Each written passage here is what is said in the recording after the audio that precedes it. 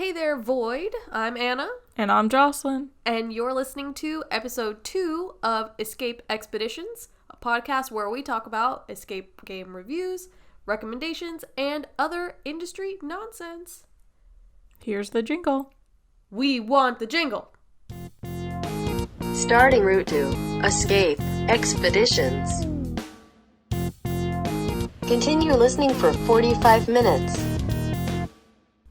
Alright, well, we wanted to personally thank each and every person that listened to our pilot episode last week. The response has been really great, and we're just so happy that you guys love the content as much as we love creating it. Yay! Yay! Thanks. So we hope that you guys will keep listening, and we will keep giving you our opinions on things. But mostly escape games. But mostly escape games, yeah. So we're going to switch it up a bit this week. We talked a little bit about a lot of different venues last week and our top 5 criteria for what makes a great game. So we're going to use that criteria to tell you our top 5 games in the Tampa, Florida market. Yeah, exactly. When we were thinking of what to talk about in this episode, we thought maybe we'll do top 10 games that we love in Orlando. And it just became kind of redundant with what we talked about last week, so we thought switching to Tampa might be a little bit more interesting. So what we're going to try to do is talk about each game in our top 5, and for each game we're going to talk about the story, what the story is in the game, what is its production value, immersion, puzzles that we liked, what we didn't like, and finally our overall thoughts and our overall experience for each game.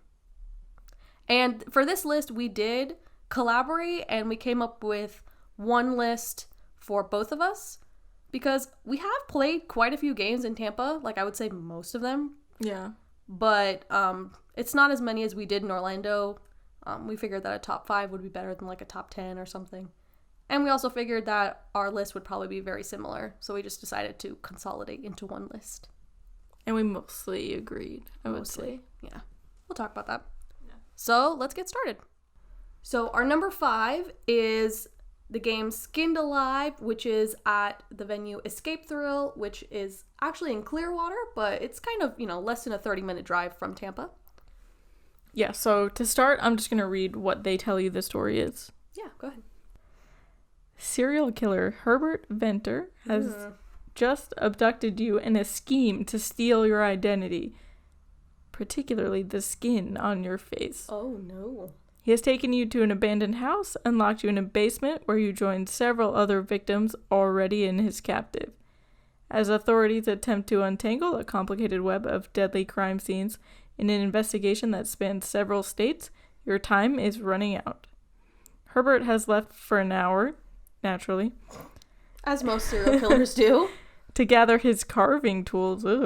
And now it is your chance to escape. So pretty much sounds like a very standard serial killer game. Yes. With a very unique twist of he would love to steal your face. Delicious. Yeah, a little dark. It's very dark. Yeah. I feel like a lot of escape game themes are like, if you don't escape in 60 minutes, you will die. Or the world will end. Or the bomb will explode and you will die. Yeah. But anyway, what I really liked production value wise, the next thing in our criteria, is that this game used the space that it had, I thought, very in a very smart way. Yeah. It's actually quite a small room in terms of footprint, but the way that they lay it out makes it actually feel like a multi-room game. Yeah, it's technically a one-room game, but they use like some kind of fencing situation to make it really feel like you're getting into a new space. Yeah. And in terms of immersion, you actually start off the game with like these really kind of grotesque looking like face skin masks. Yeah, they're like blindfold, but of skin. Yeah, and they make you put a blindfold on first, like just over your eyes. Yeah. And then you put on like this Halloween-y skin type mask, and then you have to like conga line style into the room. Which is pitch black when you go into it, and then the game master just like tells you, okay, like you can only take off your masks after the recording ends, and it's like, this ominous recording of the serial killer talking about how he's gonna steal your face and I'll be back in 1 hour, ha ha ha. Yeah, but he sounds much scarier than that. Yeah, no, I thought I sounded pretty scary. Maybe. Okay, I thought it. The listeners will think that I'm scary. Okay, Probably not. Let me know, listeners, if you think I'm scary or not. I'm not. I know I'm not. Anyway, so that I thought was a really unique part of it. Yeah, agreed. And I'm going to rewind a little bit to story, which is kind of mostly us telling you what the game is about, but also how the game incorporated story into the game. I said game too many times, but you know. Yeah. But this game has a lot of story elements all the way through. Yeah, definitely the skin carving element of the story incorporates itself into every single puzzle. Right, and things that you're doing, you are learning more about the other people who are there with you and the serial killer. The other victims that there have been in the past that didn't make it. Right, and like maybe ones who will make it or maybe ones who will not. Yeah. Yeah, and at the end, this is still, I think, the only game that we've ever played that had a bonus puzzle that was solely for story purposes. Yeah, I do remember this. Yeah. Obviously, we're not going to spoil it for anyone who has not played. Right. But it's kind of like a choice type situation. Yeah. Where, you know, you can choose to end the game or you can choose to keep going for a little bit longer to really get like a final ending to, you know, the whole serial killer story, which I thought was super unique and super yeah, like the choice, like choosing to continue, right, doesn't affect if you win the game or not, but it affects the story that you tell. Yeah, which I don't think we have seen since then. No, I don't think so. Yeah, it was really a really immersive experience. Yes, thank you for finishing my sentence. Yes. As we talk about number 3, immersion. Right, yeah. Obviously, you know, going in with masks and following all of these clues with different skin pieces lying around, like obviously that's very immersive. So there's also one thing that we absolutely can't spoil, but is very high up there on the most insane immersion things we've seen in a game ever. Yeah. Yes. Yeah. I'm just gonna stop myself there because I feel like I will spoil it if I keep talking about it. But yeah, so definitely it's like a must-see. Yeah. Like something that we left the game and we were still like, we had to ask the game master, so like, was that actually what we thought it was? Yeah. We talk about it now still. Yeah. It was like definitely a wow moment for us. Absolutely.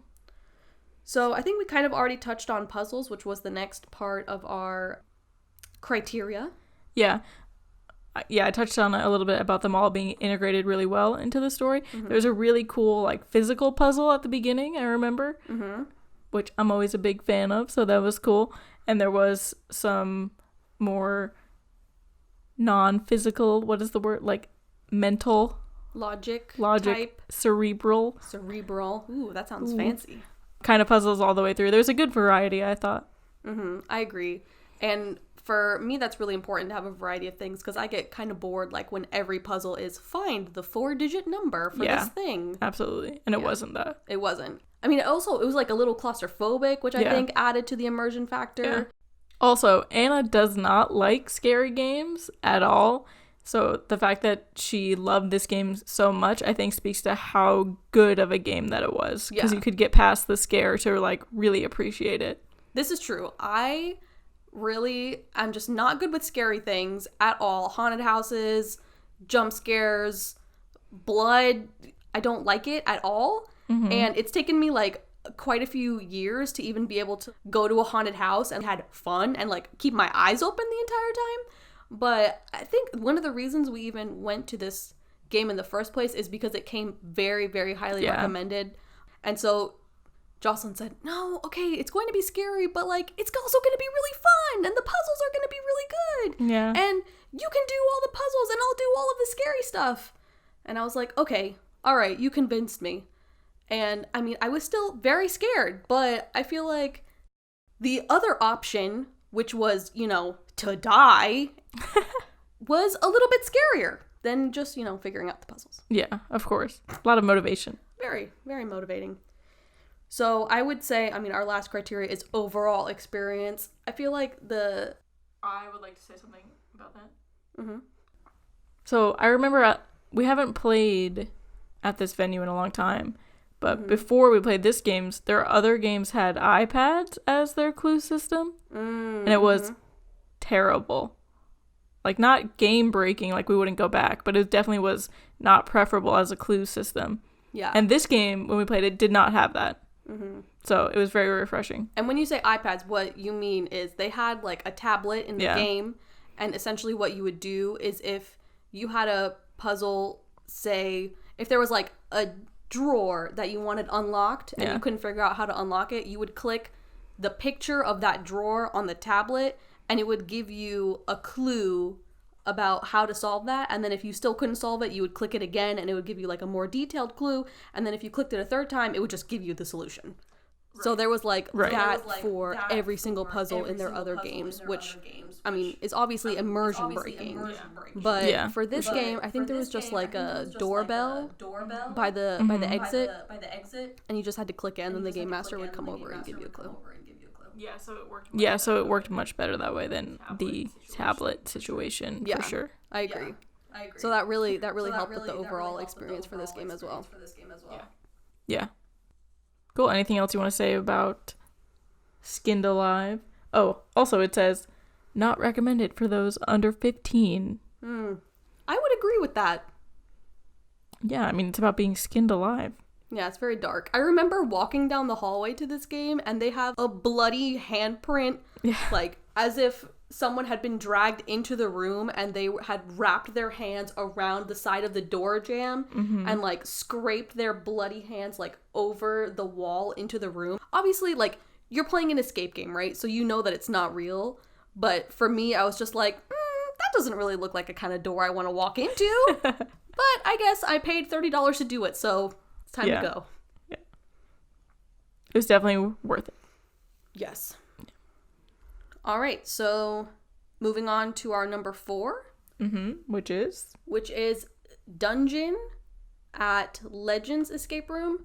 And I don't know, I guess it's called Dungeon 7 or Dungeon VII 7 in Roman numerals. So I'm not sure why. Me either. We'll get there. Okay. Tell us what the story is? I will. This one's a lot shorter. You find yourself in a medieval European dungeon. No mercy will be given. Naturally. Your team's skills will be tested in order to escape your ill fate from the executioner. Difficulty level 5 out of 5. I would agree that the difficulty level is 5 out of 5. Yeah, I think we had like 30 seconds left. Yeah.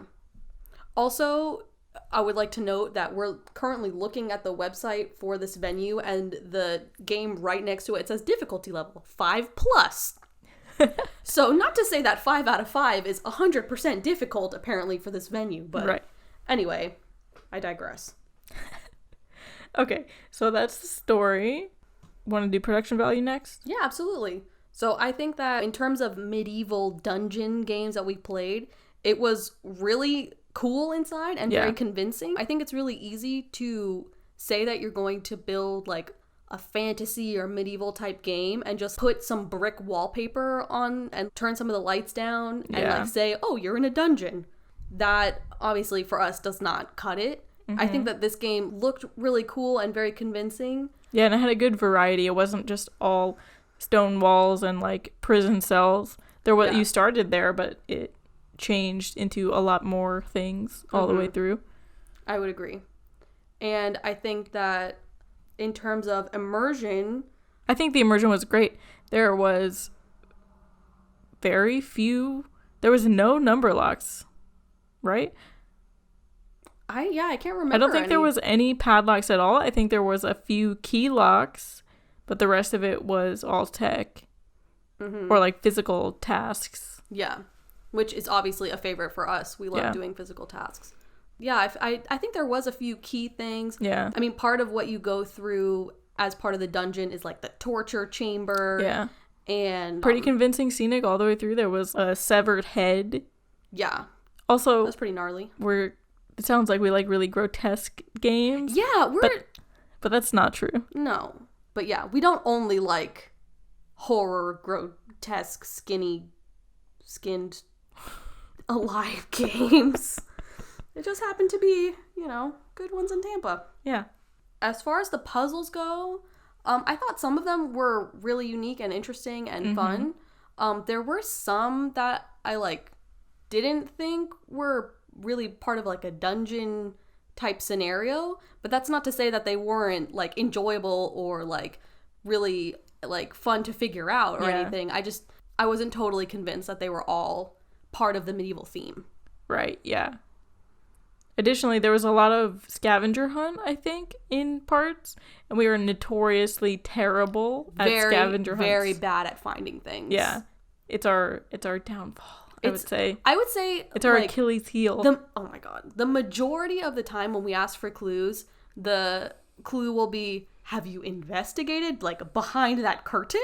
It's no, I have not. Why don't I? And it's just an extra. Except for that one time that was have you taken apart the chair? Yeah, that was insane. Yeah. Have you looked underneath the third leg of this chair? Have you unscrewed it from the chair? Have you deconstructed the props in the game? No. Okay, yeah. So anyway, we're very bad at finding things. So that was our downfall in this game, and we did only finish it with 30 seconds left, and we had 2 other people there helping us. I think overall, there was a lot of good variety of different things to do in there. Yeah. In the torture chamber, there was different body parts and stuff that you would have to interact with. Yeah. So I thought it was a good mix. And the ending was really cool. Yeah, the ending was really cool. I think it was pretty tech driven. Yeah, for sure. And it was very intense at the end because we were running basically for the last 5 minutes trying to solve 3 puzzles and barely succeeding in time. So I always love when that happens in a game. Yeah, we feel very accomplished. Yeah. The best games, I think, are when you have played for 59 minutes and 59 seconds. Yeah. Yeah. But anyway, yeah, I think in turn our overall experience, this is the last, we've hit on it already. I don't think we need to say any more. Say no more. Also, the customer service at Legends was pretty good. Yeah. Right? It was okay. I wouldn't say it was very exceptionally over the moon different, no. but yeah, it was good. Yeah. When you ask for a clue, they give you a clue.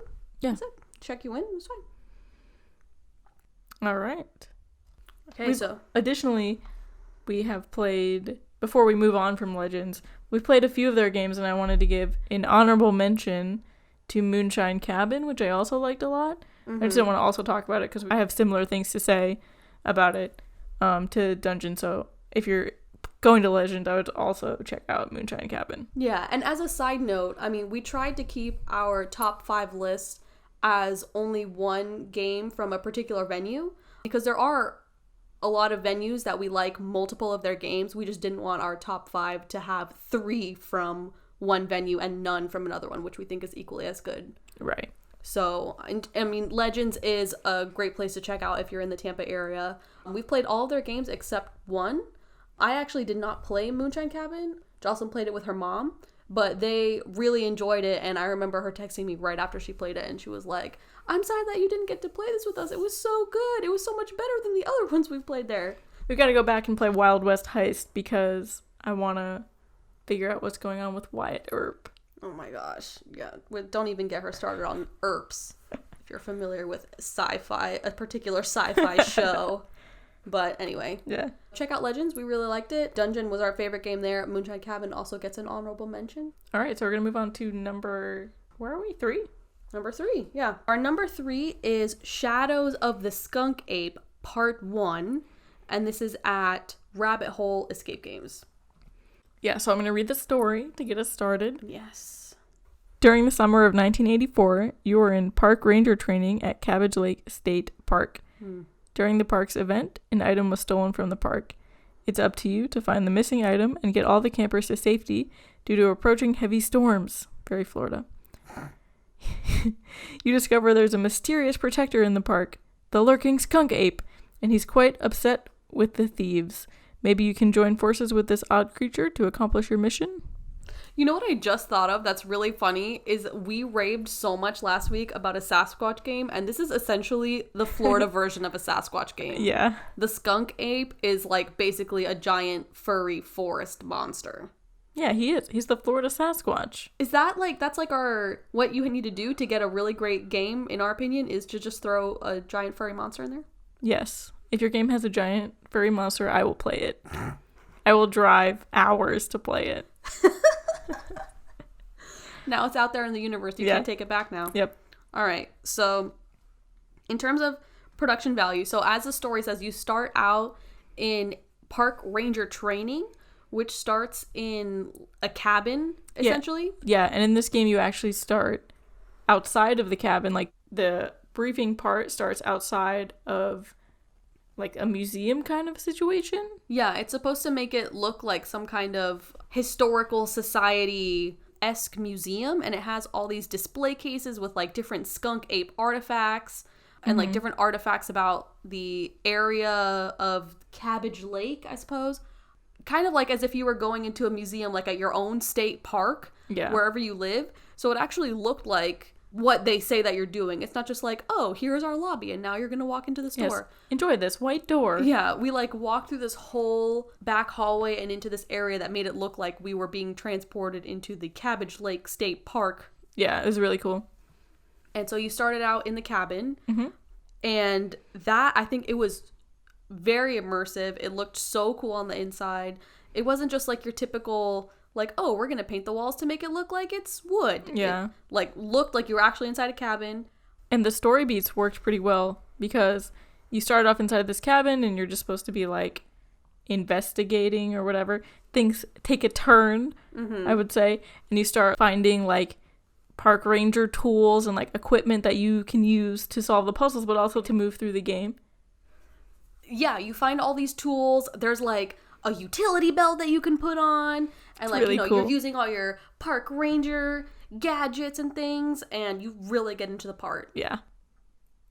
And in terms of immersion, obviously, like all these different tools and everything, like it makes you feel like you're actually trying to become a park ranger. You're joining the crew. You got your belt on. You got your flashlight. You got your compass.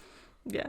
And you don't know when you need to use these things either. It's like you have a kit of tools, and like as you're solving the puzzles in the escape game sense, you're like, maybe I need my compass or my flashlight or whatever, you know? Yeah. So like, and you can put it in your little pack. So you, so you feel like very, very prepared for anything. And forest rangery as you venture out into the forest, which is a pretty good outdoor situation that they have there. Yeah, I agree, and I liked in the sense that it, you were in your park ranger mode and you got all your gear, and you need to figure out what it is you need to use in order to solve the puzzles. It's not just like, and here is where I do my north, south, east, and west puzzle for my directional lock. Yeah, or like, I have opened this box full of this thing. Maybe I should now use it.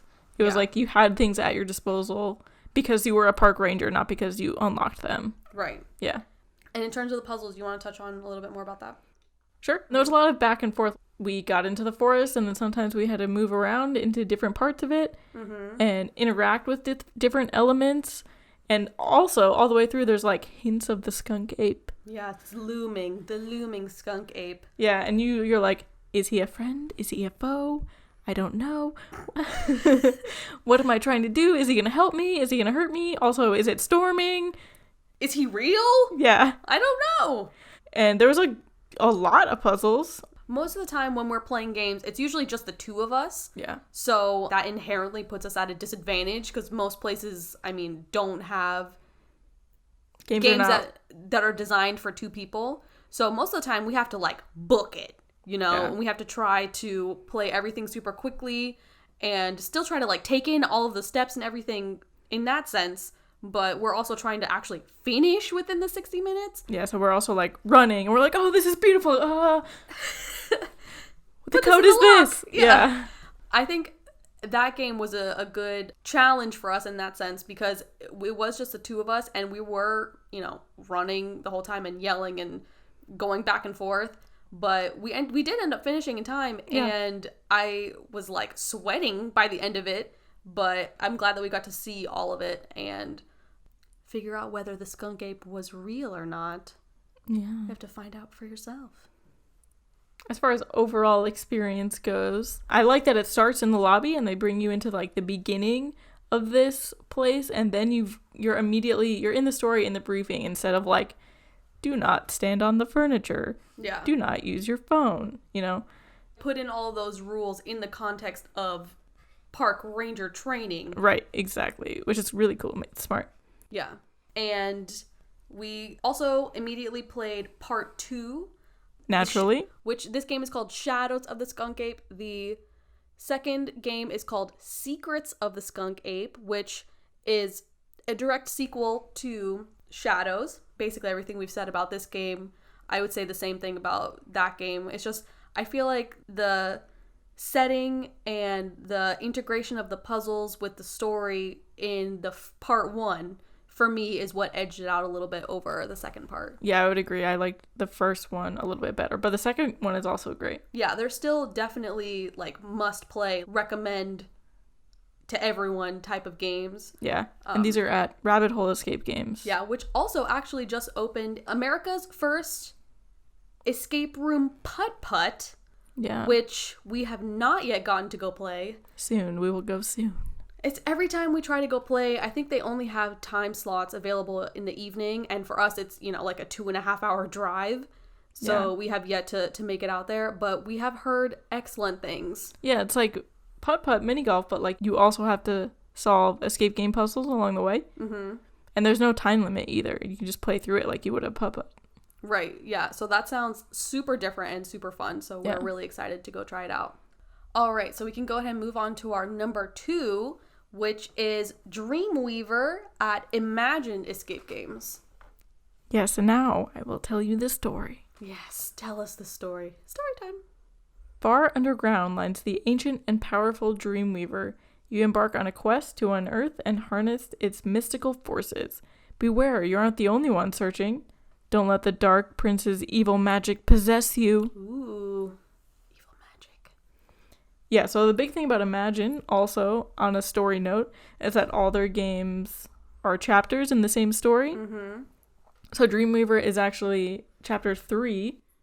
So I would recommend playing chapters 0, 1, and 2 first before playing 3. They do have this whole overarching storyline where I think his name is Neil Savage. I think it's Neil, yeah. Neil, I don't know if his last name is Savage. Maybe I just made that up. No, I think that's it. He is, wow, I just remember that off the top of my head. He is trapped in a book. Yeah. And each of their games is a different chapter in the book that you're traveling to in order to, get the object or whatever the objective is for that particular game. But they all do weave into each other. Yes. And Dreamweaver is Imagine's most recent game that they put out. So in my opinion, I think it's their best one because it just seemed like they got all that experience from building all their other games and really made this one their best one yet. Yeah, definitely. I agree. So first off, production value. Dreamweaver, like you were saying, is definitely the biggest and most impressive looking of Imagine's games. Definitely. They definitely pulled out all the stops for it. Even if you just look at the pictures on their website, you can see that there are stairs in this game. It's on multiple levels. The texture on the wall looks really authentic. It's like made to look like you're outside in like a marketplace / bazaar type situation. Yeah. So I thought that was really convincing and really beautiful. And the game moves on from there, and the scenic in those places is also top notch all the way around. Yeah, absolutely. It has some fun surprises that we will not spoil.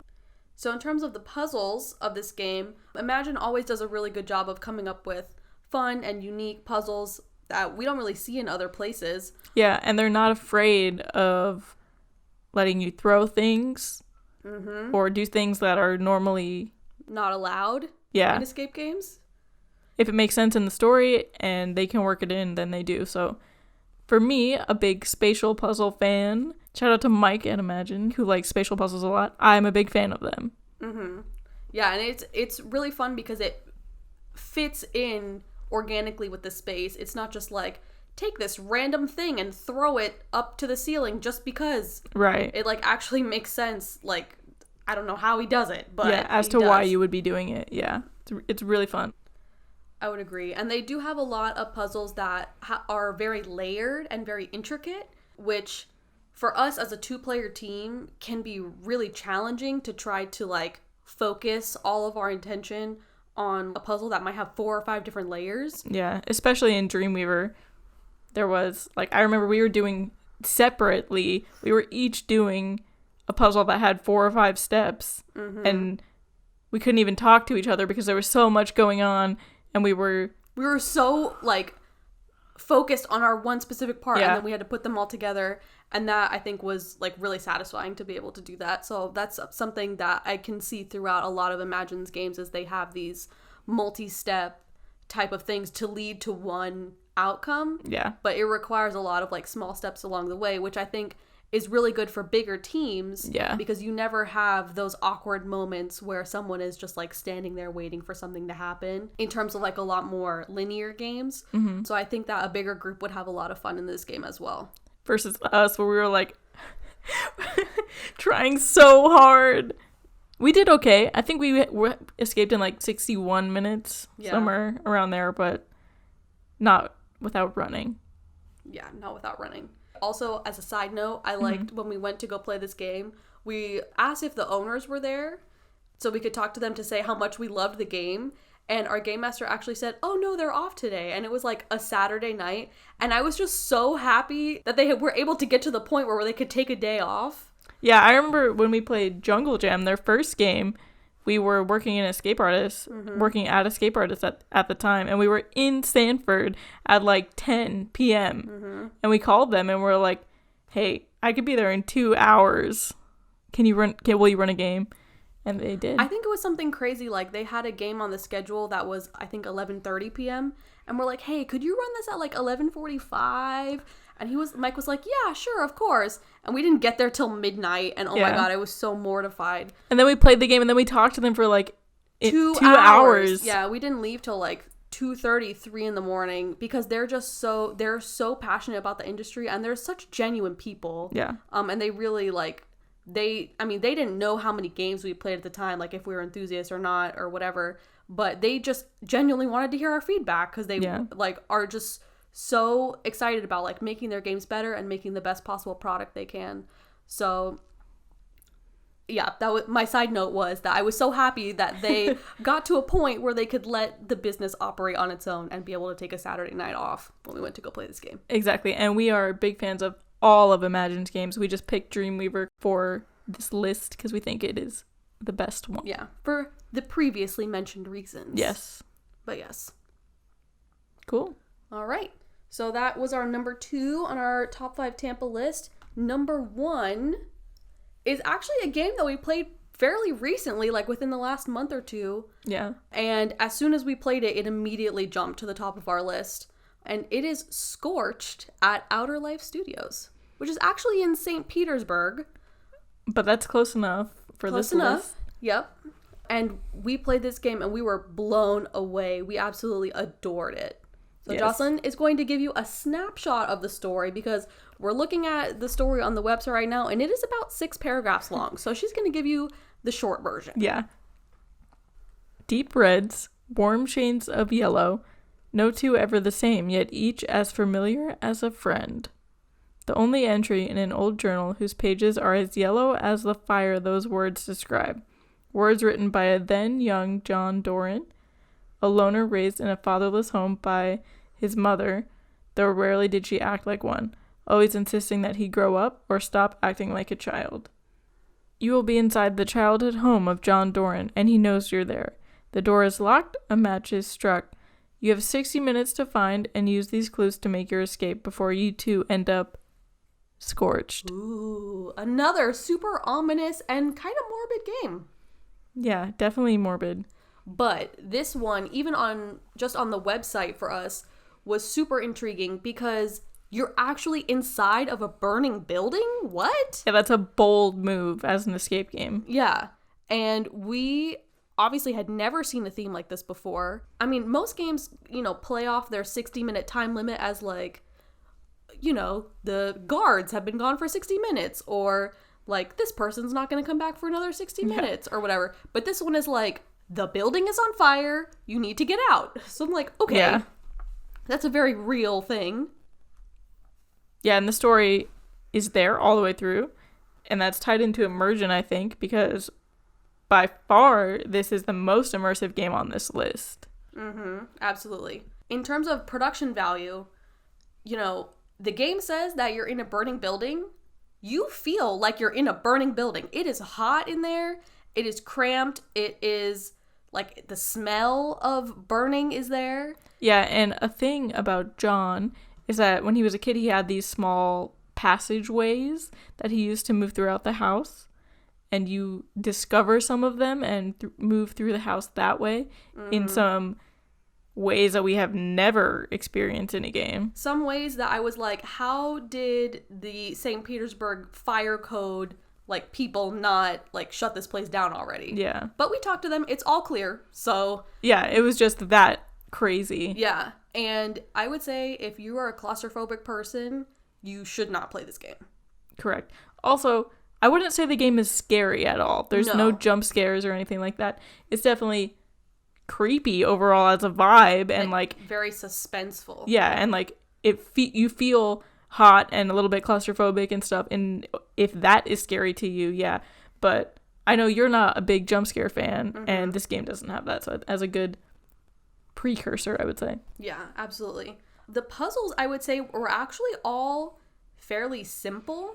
Yeah, the puzzles, I think, is the weakest out of the 5 in this list. But you say that it's the weakest, and like I kind of agree with that, but I think that it's more about the experience of just like being in that space and actually feeling like this is a real situation you're in. Yeah. The puzzles in that sense for me were perfect because it wouldn't make sense for there to be a really long and drawn out logic puzzle in this type of scenario. Of course. And I think that what they did have in there all was incorporated well into the story. It all had to do with, you know, this disturbed child who was raised by a single mother who died and was cremated, and now he's trying to, you know, put you on fire. Like, I think all of that made perfect sense in terms of the puzzles that were in there. They also had one of those puzzles where you have to look at the camera and be like, do I really have to do this? Is this the thing that I have to do? Yeah. And those are always like some of the best moments for me as well. Yeah, absolutely. I don't think it was that difficult overall as a game. Maybe if you were scared by the environment, but the puzzles themselves were not super hard or anything. No. And there weren't that many of them either. You had to really explore the house in some, like, sometimes gross ways. Yeah. And you had to put things together that were maybe from different spaces, or you had to find something in one room that you didn't use until the very end, or things that you wouldn't normally think to put together. Like, you had to think, you know? But it still all made perfect sense. Yeah, and I think we definitely got through a little bit of the creepy factor with our random people that we played with who happened to be awesome. Mm-hmm. We always have a hit or miss experience when we play public games and we get paired with random people, but I don't think we would have been able to finish this game if it were not for this couple that we were paired with. Yeah. That were so into it. Oh my god, it was so hysterical. And they were like new Escapeexpeditions fans. Like they had played like 5 games and were so hyped. Yeah, they were like, we just played our first Escape game last weekend and we had to come and play this game today, and we're so excited that we're gonna play with you guys. Yeah. And it's gonna be so fun. And we didn't find out till after we played that game that they were both haunted house nerds. The theme was definitely in their wheelhouse and they were not scared. So like, it was very motivating. Yeah. So if there was anything that we thought was maybe creepy, I mean, I'm afraid of the dark. Like, okay, yes, I probably should not be afraid of the dark at my age, but I am. You know, some things are in the dark that, you know, you just can't see them. Right, because it's dark. Yeah, okay, so I don't like it. Mm-hmm. So he was the first to be like, go, go, go! But he was also so considerate. He was like, go, go, go! Watch your head. Go, go, go! Yeah, exactly. He was like, you need to go, go! Wait, watch your step, honey. Like, it's gonna be okay. Like, and he would, like, hold out his hand, you know, to make sure that I didn't, like, trip or anything. So very considerate and motivating person, but I think that also like boosted our very considerate and motivating person, but I think that also like boosted our experience like so much. Yeah, for sure. As soon as we finished playing that one, we were so blown away. We immediately wanted to play Outer Life's other game, which is like just it's called Disarm. Yeah, it's like a defuse the bomb game. And when our teammates heard that we were going to play this game later that night, they were like, do you guys mind if we come back and play with you again? And we're like, yeah, of course. So a few hours later, we played their other game. Yeah, Disarm is also really good. So if you're going to go to Outer Life, it's worth it, I think, to check them both out. In our opinion, I think we love Scorched a lot more. Yeah, yes. Simply because we played a lot of, defuse the bomb games. Yeah, absolutely. But, and Scorched was, like, unlike anything else that we had ever done. Yeah, it was just so different and surprising. Yeah. In terms of Outer Life as a brand, I really think that they made their own name in terms of it's more of like an immersive experience versus like you're in a room to do puzzles. Yeah. So I really like that about them. We talked a little bit with our game master after the game, and he like showed us their control room, and he showed us like different things they do to reset the game, which we found out later they do that for all of their players, which I think is like kind of cool. I mean, it would take up a lot of time. He kind of went over like a play-by-play. He was like, and then you went in here and Anna did this. Yeah. And then you guys saved yourselves time because you did this. Yeah, so I thought that was kind of funny. He was so into it. I'm not sure how many more games they're planning on having there at Outer Life, but if they keep it up, I think that they're definitely a venue that is going to be at the top of the Tampa game. Market. Tampa Market. St. Pete Market. Greater Tampa area market. Yeah. Yeah. So that is it for our top 5 for Tampa games.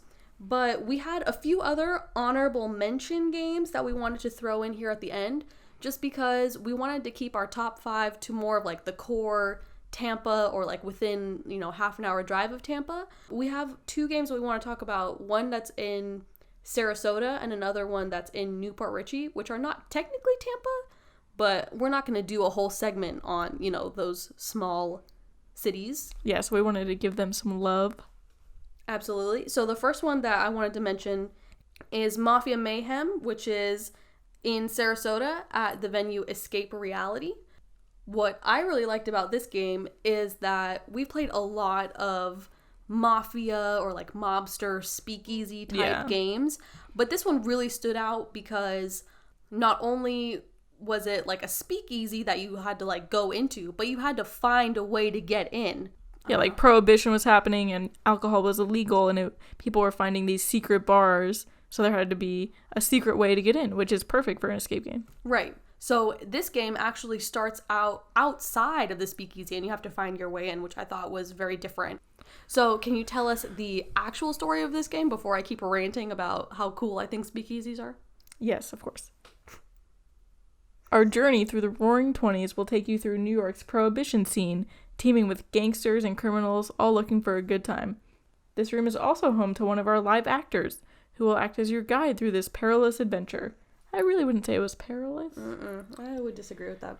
Come see for yourself, if you think you're tough enough. Were we tough enough? No, I think we ran out of time. Yeah, we definitely did. Another super cool thing about this game is that, it's a speakeasy, right? It's a bar, so there has to be alcohol involved.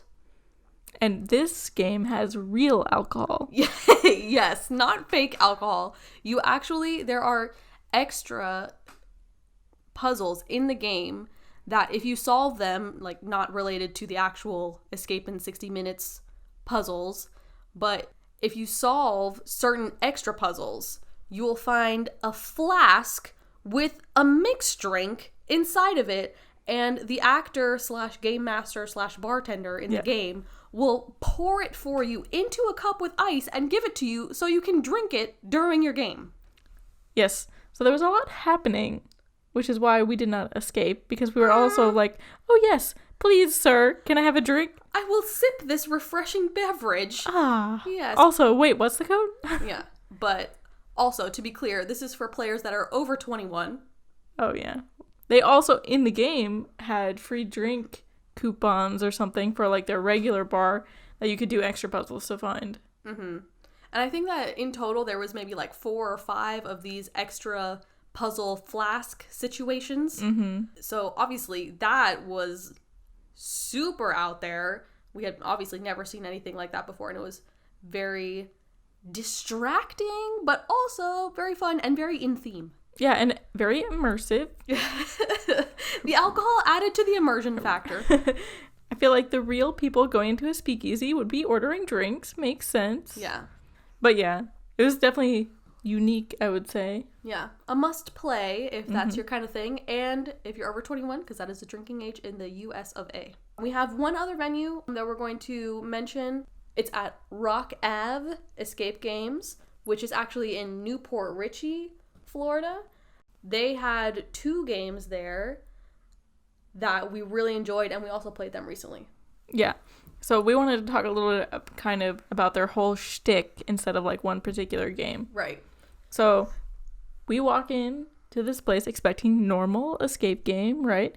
But the whole thing is a mini town. So you walk in and there's a road going down. Yeah, like imagine you walk into like a regular building, and as soon as you walk in the door, it's like a long hallway that goes all the way to the end of the building. And when the owner saw that, they thought, that kind of looks like a road. And they're like, why don't we make it a road? And each of the walls on either side of the hallway, they turned into facades of buildings in like this little town. Yeah, so like each of their games is set in a different one of those facades, and it's all like an interconnecting world. Right. It's all, happening on Rock Avenue in their little town. Exactly. Of Davenport, I think it is. Yes, Davenport. Our game master greeted us, and she was dressed as the town sheriff, and she was asking about our robbery experience rather than asking about our escape game experience. Yeah. So it was cool. It was all like in character all the way, and she was talking about even like their clue delivery system and all this stuff. It was all completely immersion in theme. Not like you have 60 minutes and there is a screen and it will have clues on it. Yeah, which is not bad. Right, no. It's just really cool when, there's that extra step taken to make it actually a little bit more immersive. Yeah. One of the overarching themes of their games is that a certain townsperson has gone missing, and you have to figure out what it is, why he's gone missing. There's a rumor going around the town that he was trying to build a time machine. You don't know if he actually did it. If he didn't, what happened? So their first game in their interconnecting series is Apartment AI, and you have to basically break into this missing townsperson's apartment to try to figure out what it is that happened to him. And then encounter some AI. Yes, indeed, why it's called Apartment AI. The second game is History Mystery, where you are in the town historical society and additionally trying to figure out more clues about what happened to this missing townsperson. And throughout the game, you're actually like interacting with the different dioramas and the different displays in the museum. So I thought that was really different and obviously in theme, which we always appreciate. Both of their games uses a really cool story element, which is their AI Ally, A-L-I, I suppose. But the way that she's integrated in both games and in the story overall is really fun and definitely something unique. Yeah, I loved the Ally part of it as well. It like added a whole level of, interactivity. Yeah, it added a whole level of interactivity with the game itself, and it felt less like, oh, I'm trying to play a game, and more like you're actually in a room with this, like, technology that's trying to work against you. It's definitely worth the trip to check them out. They just didn't fit in our Tampa bubble. Yeah. Also, stay tuned for their third game, which should be coming out soon, I hope, at least. Maybe we can actually find out what happened to this missing townsperson. And if there's a time machine or not. Is there a time machine? I don't know. I don't know. We'll have to find out. All right, so that ends our roundup of our top 5 favorite games for the Tampa market. Jocelyn is making fun of me because I made a little swirly symbol with my hand when I said roundup, but whatever. Do you have any final thoughts about Tampa in general or any of the games we've talked about?